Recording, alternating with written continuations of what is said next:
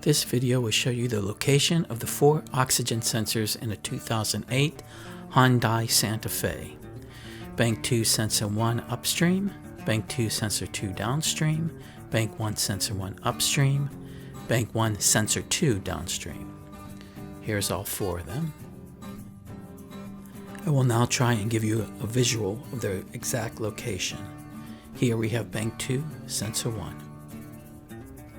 Then directly below that, you'll find Bank 2, Sensor 2 downstream.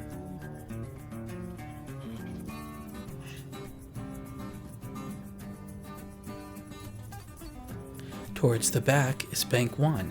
Here you'll find Sensor 1 and Sensor 2.